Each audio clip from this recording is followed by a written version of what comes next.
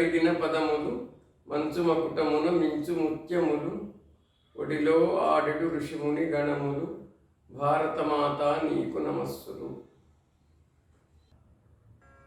కలియుగంలో 38వ శతాబ్దం ఉంటే క్రీస్తు శకం 6వ శతాబ్దం 6-7 శతాబ్దంలోకి వస్తున్నాను క్రీస్తు శకం ప్రకారం. అంటే అంతవరకు కూడా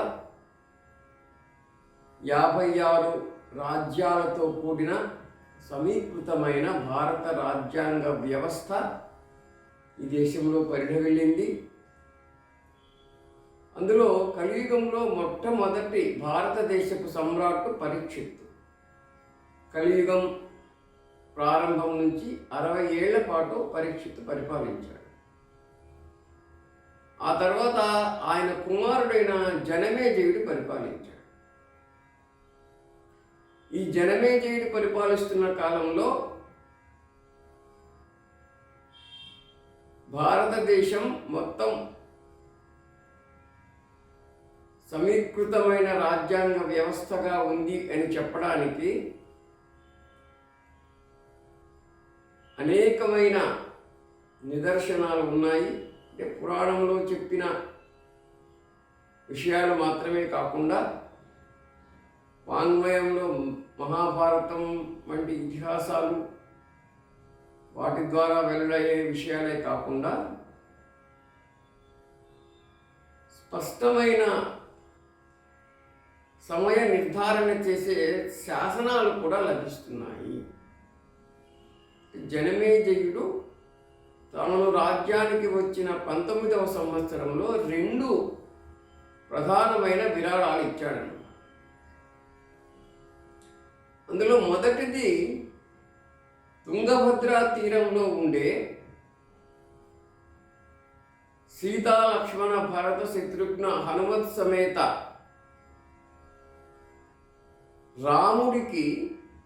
రాముని గుడికి భూమిని దానంగా చేశాడు. ఇది ఏ సంవత్సరంలో చేశాము? మన చాంద్రమానం ప్రకారం ప్రమాథినామ సంవత్సరంలో చేసినట్టు కూడా అందులో ఉందన్నమాట. ఏమిటి ఈ దానం? కాబట్టి తారీఖులు ఇవన్నీ ఉండాలి అనుకునే వాళ్ళు కూడా ఇలా కలియుగ ఆరంభం నుంచి కూడా స్పష్టమైన మనకు సమయ నిర్ధారణ చేయడానికి వీలైన దాన శాసనం అది జనమేజయుడు వేయించాడు. అంటే తన యొక్క రాజ్యపాలన ఆరంభమైన తర్వాత 19వ సంవత్సరంలో, అంటే కలియుగంలో అది 89వ సంవత్సరం అయింది.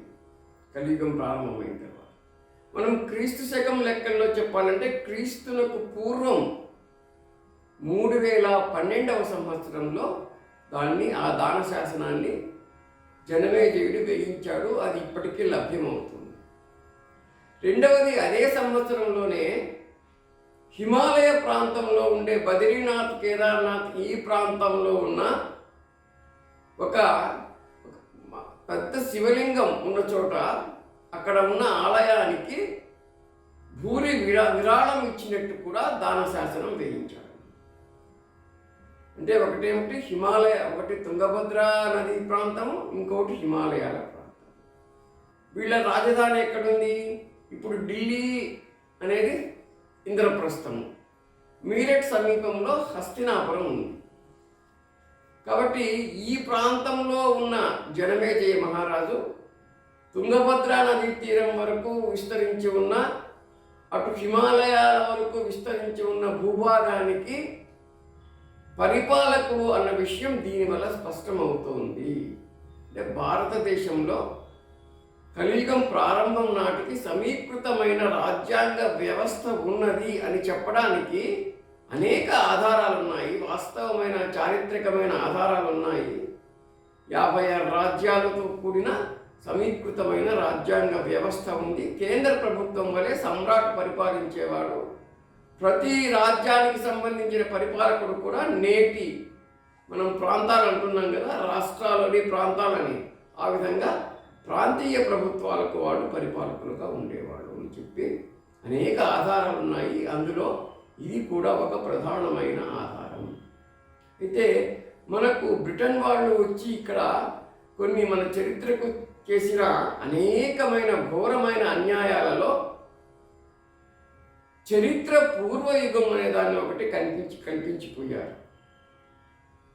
అది వాళ్ళ యొక్క అవగాహన. చరిత్ర ఎప్పుడో ఒకసారి ప్రారంభం కావాలి. ఆ బిందువు నుంచి చరిత్ర యుగము, అంతకుముందు ఉన్నది చరిత్ర పూర్వయుగము అని వాళ్ళ యొక్క భావం అన్నమాట, వాళ్ళ యొక్క భ్రాంతి. అంటే బావిలోటి కప్ప ఏ విధంగా అనుకుంటుందో ఆ విధంగా అనుకున్నారు వాళ్ళు. కానీ వాళ్ళ యొక్క అజ్ఞానానికి ఇది ఒక ప్రతీక. ఈ విధంగా చరిత్ర పూర్వయుగం ఒకటి ఉంది అని చెప్పడం వాళ్ళ యొక్క అనభిజ్ఞతకు ప్రతీక. కానీ మన దేశాన్ని వాళ్ళు దాదాపు క్రీస్తు శకం 1757 నుంచి 1947 వరకు దాదాపు 200 ఏళ్ల పాటు ఈస్ట్ ఇండియా కంపెనీ, తర్వాత బ్రిటన్ ప్రభుత్వం కూడా మన దేశం మీద బీభత్సకరమైన పరిపాలన సాగించిన సమయంలో మన చరిత్రను వక్రీకరించారు వాళ్ళు. అంటే వాళ్ళు విజేతలు కదా, ఓడిపోయిన దేశానికి గొప్ప చరిత్ర ఉండడానికి వీల్లేదు అన్న యొక్క ఒక దౌర్భాగ్యకరమైన అహంకారంతో వాళ్ళు ఆ విధంగా మన చరిత్రను చెడగొట్టారు.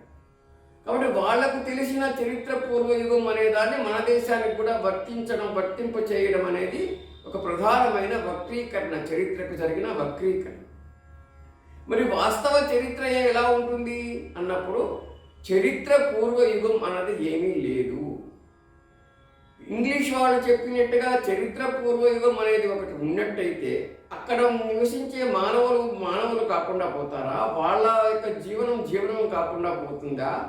వాళ్ళ యొక్క సంప్రదాయాలు కానివ్వండి, వాళ్ళ యొక్క ఆచార వ్యవహారాలు కానివ్వండి, ఇవన్నీ కూడా అవి కాకుండా పోతాయా? వాళ్ళ చరిత్ర ఎందుకు చరిత్ర కాకుండా పోతుంది? కాబట్టి చరిత్ర పూర్వయుగం ఏమిటి? కాబట్టి చరిత్ర పూర్వయుగం అనేది ఒక అర్థం లేని అభూతమైన కల్పన. మరి చరిత్ర ఎలా ఉంటుంది అన్నప్పుడు దానికి భారతీయులు చెప్పారంటే కల్పించి చెప్పలేదు. విశ్వ వ్యవస్థలో, ఖగోళ వ్యవస్థలో, సృష్టిలో నిహితమై ఉన్న వాస్తవం ఏదైతే ఉందో దాన్ని మన మహర్షులు, వైదిక ఋషులు దర్శించారు. ఆ విధంగా మనకు చరిత్రను చెప్పారు. మరి ఇది చరిత్ర ఎలా ఉంది అంటే ఇది పునరావృతం అవుతుంది. చరిత్రకు ఎప్పుడు కూడా మన దేశం చరిత్రకు కానీ, మన ప్రపంచం యొక్క చరిత్రకు కానీ, మొత్తం విశ్వ వ్యవస్థ యొక్క చరిత్రకు కానీ ప్రారంభం లేదు, అంతం కూడా లేదు. మరి ఎలా ఉంది అంటే నిరంతరం పునరావృతం అవుతూ ఉంది. ఎలా ఉంది ఈ పునరావృత్తి అన్నప్పుడు మనకు 6 ఋతువులు మనం చూస్తున్నాం. వసంత ఋతువు, గ్రీష్మ ఋతువు, వర్ష ఋతువు, శరద్ ఋతువు, హేమంత ఋతువు, శిశిర ఋతువు. శిశిర ఋతువు తర్వాత మళ్ళీ ఏమొస్తుంది? వసంత ఋతువు మళ్ళీ వస్తుంది కదా. అలాగే ఈ చక్రం, కాలచక్రం అనేది నిరంతరం పునరావృతం అవుతుంది. పగల తర్వాత రాత్రి వస్తుంది. రాత్రితో పరిసమాప్తం కావటం లేదు కదా చరిత్ర, మళ్ళీ పగలు వస్తుంది.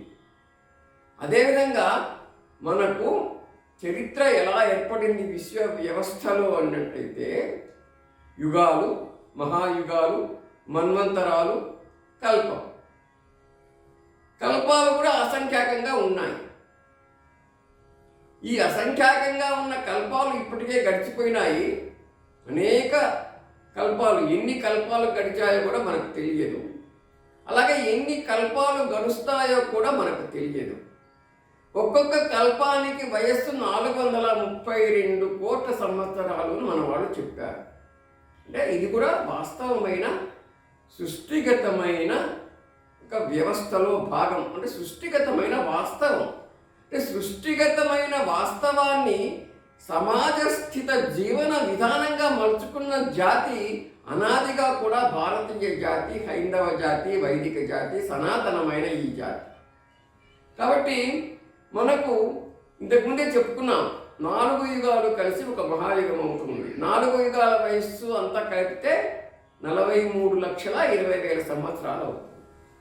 ఈ 43,20,000 సంవత్సరాల మహాయుగాలు 1000 గడిస్తే ఒక కల్పం అవుతుంది. అంటే కల్పం వయస్సు ఎంత అవుతుంది? 4,20,000 1000తో దాన్ని గుణించాలి. అంటే 4,32,00,000 సంవత్సరాలు, 432 కోట్ల సంవత్సరాలు, 432 కోట్ల సంవత్సరాలు ఒక కల్పానికి వయస్సు, ఒక కల్పానికి కాల వ్యవధి అవుతుంది. అయితే ఈ 432 కోట్ల సంవత్సరాల కల్పాన్ని సౌలభ్యం కోసం మళ్ళీ కూడా మనం 14 మన్వంతరాలుగా ఏర్పడి ఉన్నాయి. అవి ఈ 14 మన్వంతరాలుగా ఏర్పడడం కూడా సృష్టిగతమైన వ్యవస్థే, ఎవరు కల్పించింది కాదు. మరి 14 మన్వంతరాలుగా కల్పం విభక్తమై ఉంది కాబట్టి ఒక్కొక్క మన్వంతరం యొక్క వయస్సు ఎంత అని కూడా మనం ఆలోచించాలి. 43,20,000 సంవత్సరాల మహాయుగం అంటే కృతయుగం, త్రేతాయుగం, ద్వాపరయుగం, కలియుగం కలిసిన మహాయుగానికి 43,20,000 సంవత్సరాలు కాల వ్యవధి అవుతుంది. ఇలాంటి మహాయుగాలు 71 గడిచినప్పుడు ఒక మన్వంతరం పూర్తి అవుతుంది. 71 గడవాలి అంటే 43,20,000 మహాయుగాలు 71 గడిస్తే ఎంతకాలం అవుతుంది అంటే దాదాపు 30,67,20,000 సంవత్సరాలు అవుతుంది. అంటే దాదాపు 30,68,00,000 సంవత్సరాలు జరుగుతుంది అన్నమాట ఒక మన్వంతరం. అంటే 71 మహాయుగాలు. కాబట్టి ఈ 71 మహాయుగాల మన్వంతరాలు 14 గడవాలి, 14 జరగాలి. అంటే ఏమిటి? 30,68,00,000 సంవత్సరాలు, దాన్ని మళ్ళీ 14తో గుణించినట్టయితే ఎంత అవుతుంది? ఈ 71 × 14, 71ని 14తో గుణిస్తే 994 మహాయుగాలు అవుతున్నాయి. మరి మిగతా 6 మహాయుగాలు ఉన్నాయి కదా, 1000 మహాయుగాలు కదా ఒక కల్పం. ఈ 6 మహాయుగాలు కూడా సంధికాలంగా కనిపిస్తూ ఉంటాయి. సంధికాలంగా ఒక మహాయుగానికి మరో మహాయుగానికి మధ్యలో, అన్ని మహాయుగాలకు మధ్యలో కాదు, అన్ని మన్వంతరాలకు మధ్యలో కాదు, కొన్ని మన్వంతరాలకు మధ్యలో వస్తాయి. ఇవి ఒక మన్వంతరానికి మరో మన్వంతరానికి మధ్య కొన్నిసార్లు ఈ 6 మహాయుగాలు కూడా నడుస్తున్నట్టుగా మనకు మన భారతీయులు చెప్పిన చరిత్ర ప్రకారం తెలుస్తుంది. కాబట్టి 994 మహాయుగాలు, 14 మన్వంతరాలు, 6 మహాయుగాల సంధికాలం కలిసి 1000 మహాయుగాలు అవుతున్నాయి. కాబట్టి కల్పానికి ఎన్ని మహాయుగాలు? 1000 మహాయుగాలు. కల్పానికి ఎన్ని మన్వంతరాలు? 14 మన్వంతరాలు. కాబట్టి ప్రతి కల్పంలో కూడా ఇదే విధంగా వ్యవస్థ నడుస్తూ ఉంది అని చెప్పి అనాదిగా నడుస్తూ ఉంది.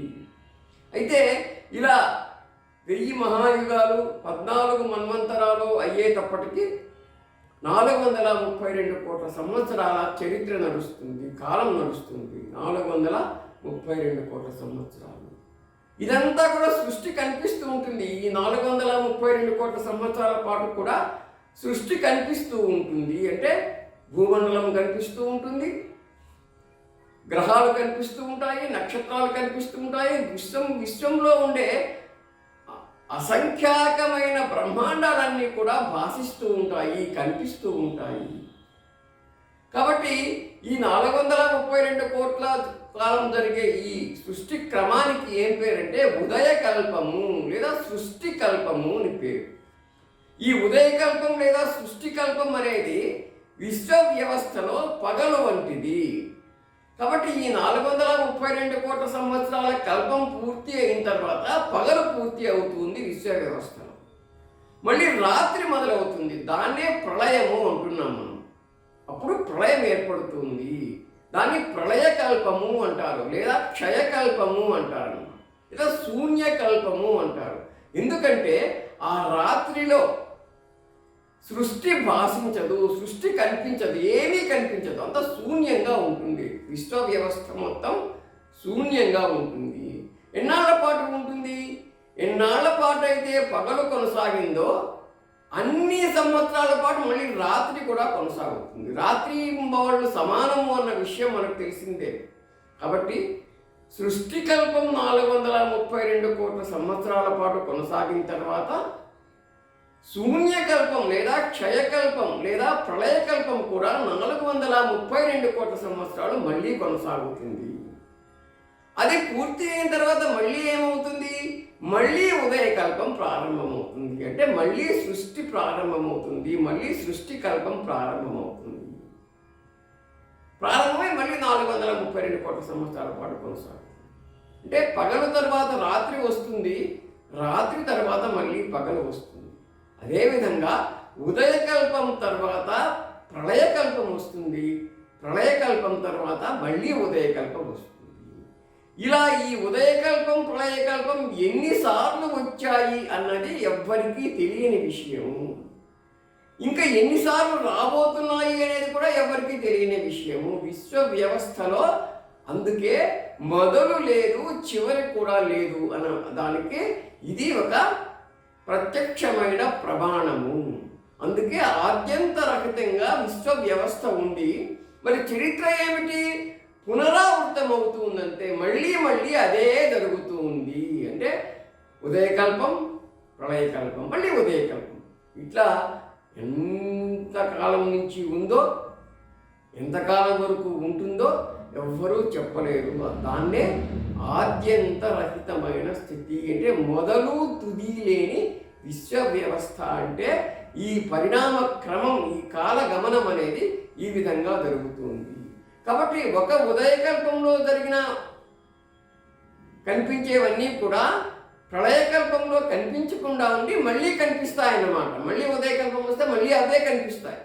అందుకే దాత యథా పూర్వం అకల్పయత్ అన్నారు. అంటే సృష్టికర్త అంతకు ముందు ఉన్నదాన్నే మళ్ళీ సృష్టించాడు. అంటే కొత్తగా సృష్టించలేదు, అంతకు పూర్వం ఉన్నదాన్నే సృష్టించాడు. కాబట్టి అసంఖ్యాకమైన ఈ కల్పాల యొక్క చరిత్రలో ఇప్పుడు నడుస్తున్న కల్పం పేరు శ్వేతవరాహ కల్పం. శ్వేతవరాహ కల్పంలో ప్రతి కల్పానికి కూడా 14 మన్వంతరాలు ఉన్నాయి అనుకున్నాం కదా. 14 మన్వంతరాలు పూర్తి అయ్యేంత వరకు ఏ కల్పమైనా కొనసాగుతుంది. ఈ 14 మన్వంతరాలు పూర్తి అయ్యేసరికి 1000 మహాయుగాలు పూర్తి అవుతాయి. కాబట్టి ఇప్పుడు మన పరిస్థితి మనం ఎక్కడున్నాము? మనకు 6 మన్వంతరాలు పూర్తి అయినాయి. ఇప్పుడు నడుస్తున్న కల్పం పేరు శ్వేతవరాహ కల్పము. అసంఖ్యాకమైన కల్పాలు ఉన్నాయి, ఉండబోతున్నాయి, గతించాయి, మళ్ళీ రానున్నాయి. కానీ మన యొక్క సౌలభ్యం కోసం భారతీయులు 30 కల్పాలకు పేర్లు పెట్టుకున్నారు. అంటే ఒక నెలలో 30 రోజులు ఉన్నట్టుగా మళ్ళీ పాడ్యం నుంచి అమావాస్య అయిన తర్వాత మళ్ళీ పాడ్యం వచ్చినట్టే ఈ 30 కల్పాలు కూడా ఒకదాని తర్వాత ఒకటి వస్తుంటాయి. 30వ కల్పం అయిన తర్వాత మళ్ళీ 1వ కల్పం వస్తుంది. కాబట్టి ఈ 30 కల్పాలలో ఇప్పుడు మనమున్న కల్పం పేరు శ్వేతవరాహ కల్పం. ఈ 7వ మన్వంతరం పేరు వైవస్వత మన్వంతరం. ఈ వైవస్వత మన్వంతరంలో కూడా 71 మహాయుగాలు ఉన్నాయి కదా. ఇందులో ఇంతవరకు 27 మహాయుగాలు పూర్తి అయిపోయినాయి. ఇప్పుడు నడుస్తున్నది 28వ మహాయుగం. ఇందులో కృతయుగం అయిపోయింది, త్రేతాయుగం అయిపోయింది, ద్వాపరయుగం అయిపోయింది. కలియుగంలో 5122వ సంవత్సరం ఈ శార్వరీనామ సంవత్సరం. ఇప్పుడు మనం ఈ శార్వరీనామ సంవత్సరంలో ఉంటున్నామంటే ఈ కలియుగంలో 5122వ సంవత్సరంలో శరదృతువులో ఆశ్వీజ మాసంలో బహుళ దశమి ఈ రోజున మనం ఇక్కడ జీవిస్తున్నాం. కాబట్టి ఎంత జరిగింది చరిత్ర? 6 మన్వంతరాలు అంటే 30,68,00,000 ఒక్కొక్క మన్వంతరానికి 7 ఉన్నాయి కదా. 30,68,00,000 సంవత్సరాలు. వీటిని 6తో గుణిస్తే ఎంత వస్తుంది? తర్వాత ఈ మన్వంతరంలో 27 మహాయుగాలు వచ్చాయి కాలఖండం. తర్వాత ఈ 28వ మహాయుగంలో 3 యుగాలు అయిపోయినాయి. 4వ యుగంలో నడుస్తున్నాం. ఇదంతా కలుపుకున్నట్టయితే ఈ శ్వేత వరాహ కల్పంలో ఇప్పటి వరకు 195,85,122వ సంవత్సరంలో మనం ఇప్పుడు జీవిస్తున్నాము. అంటే మొత్తం కల్పం యొక్క వయస్సు 432 కోట్ల సంవత్సరాలు అయితే అంతవరకు సృష్టి జరుగుతూనే ఉంటుంది భవిష్యత్తులో కూడా. ఇప్పుడు మనం 196 కోట్లు కూడా ఇంకా పూర్తి చేయలేదు. 196 కోట్ల సంవత్సరాలు కూడా పూర్తి కాలేదు. అంటే ఇంకా 136 కోట్ల సంవత్సరాలు జరగాలి. అంటే ఈ వైవస్వత మన్వంతరం 7వది పూర్తి కావాలి, మళ్ళీ 7 మన్వంతరాలు పూర్తి కావాలి.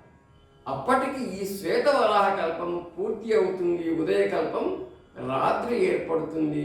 ఆ రాత్రి కూడా అంతే సమయం 432 కోట్ల సంవత్సరాలు ఉన్న తర్వాత ప్రళయకల్పం, మళ్ళీ మరో ఉదయకల్పం ప్రారంభమవుతుంది. ఇలా అనంతంగా జరుగుతూ ఉంటుంది, అనాదిగా జరుగుతూ ఉంటుంది.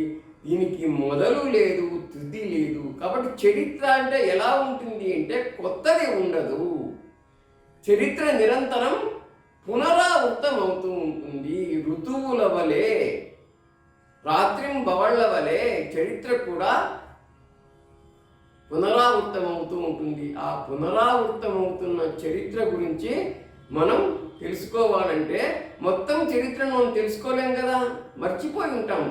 కోట్ల సంవత్సరాల యొక్క చరిత్రలో ఆ స్మృతులన్నీ కూడా కొన్ని జ్ఞాపకాలుగా ఉంటాయి, లీలగా కనిపిస్తుంటాయి మనకంతే. కానీ మన కలియుగం చరిత్ర, ఇప్పుడున్న చరిత్ర మాత్రం ఈ మన్వంతరంలో ఉండే చరిత్ర మరికొంత స్పష్టంగా కనిపిస్తూ ఉంటుంది. కానీ సుస్పష్టంగా కనిపించే చరిత్ర ఏమిటంటే ఈ ఆధునికమైన కలియుగం చరిత్ర. అంటే 5,000 సంవత్సరాలుగా పైగా, దాదాపు 5,122 ఏళ్ళుగా కొనసాగుతున్న కలియుగం చరిత్ర మాత్రం మనకు స్పష్టంగా తెలుస్తూ ఉంటుంది. ఈ విధంగా నడుస్తూ ఉన్నప్పుడు వెనక్కి తిరిగి చూసినట్లయితే మనకు దగ్గరగా ఉన్నవి బాగా కనిపిస్తాయి, కొంచెం దూరంగా ఉన్నవి లీలగా కనిపిస్తాయి, మరింత దూరంగా ఉన్నవి అసలు కనిపించవు. ఆ విధంగానే 195,58,85,000 సంవత్సరాల ఈ జీవన ప్రస్థానంలో అన్నీ సరిగ్గా కనిపించవు కదా. కాబట్టి స్పష్టమైనవన్నీ కూడా మన పూర్వులు చెప్పారు. కొన్ని లీలగా కనిపిస్తాయి, కొన్ని జ్ఞాపకాలుగా మిగిలి ఉంటాయి, కొన్నిటికి స్పష్టమైన ఆధారాలు ఉంటాయి. మన దేశానికి మాత్రమే కాదు, మొత్తం ప్రపంచానికి వర్తించే చరిత్ర ఇది, విశ్వ వ్యవస్థకు వర్తించే చరిత్ర ఇది. అయితే భారతీయమైన జాతులు కాని వాళ్ళకు తెలియదు ఈ సంగతి. మనకు మహర్షులు అందించిపోయారు. కాబట్టి మనకు తెలిసిన విషయానికి మనం సంతోషించాలి, గర్వించాలి. ఆ విధంగా మనం మన చరిత్రను తెలుసుకోవాలి. ఆ చరిత్ర, వాస్తవమైన చరిత్ర ఎందుకు తెలుసుకోవాలి అన్న విషయం కూడా మరో భాగంలో మనం చర్చించుకుందాం.